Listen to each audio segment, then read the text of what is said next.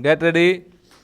Start. Mr. Deputy Chairman, sir, I thought that the explanation that I had given was a comprehensive explanation and that it will not lead to so much of discussion on the points that had already been clarified in my exposition, but honorable members still raised some doubts about the measure.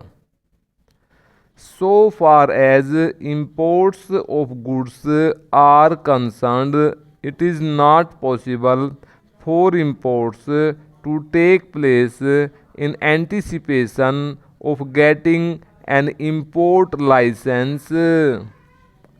This measure, as the honorable member sitting there pointed out, is an enabling measure.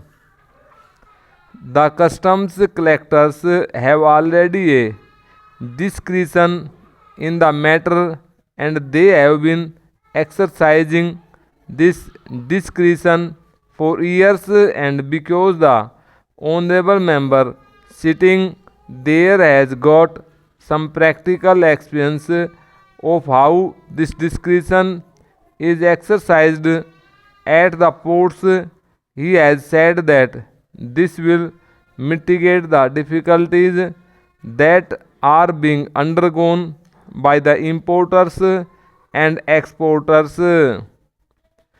And as I pointed out in my speech, sir, when this discussion was stopped for the time being, all the traders and representatives of the trading sections met and expressed their acute difficulties in this regard, that they were not able to move forward in regard to export or import, especially with regard to the export of tea.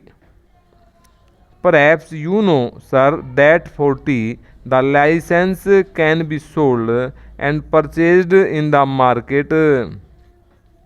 If somebody has got an export license and he has not been able to arrange the goods, he can sell this license in the market and somebody else can purchase it.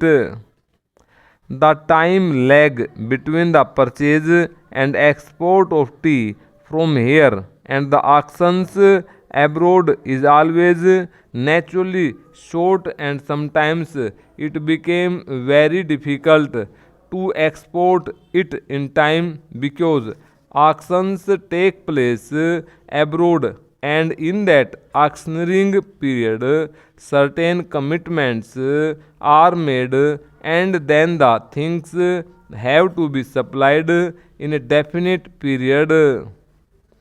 Now, in that period, if a licensee has not got the actual possession of the license but he is sure to get it, in such a case, the customs authorities have been exercising their discretion and taking the responsibility on their own shoulders.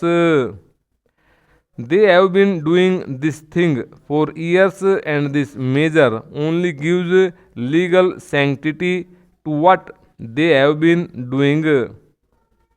As I said, under executive orders, they were exercising their own discretion in the matter. They have been accepting these bonds, taking the responsibility upon themselves.